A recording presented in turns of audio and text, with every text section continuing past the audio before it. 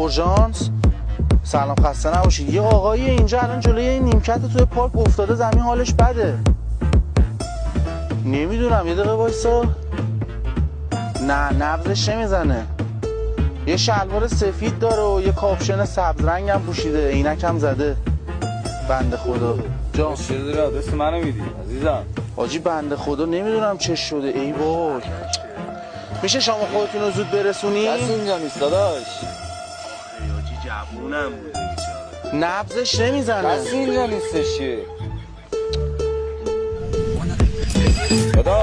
داداش نمیدونم بنده خدا اینجا افتاده زمین. جوونه، خیلی جوونه. حاجی وایسا. داداش ما نمیبینی؟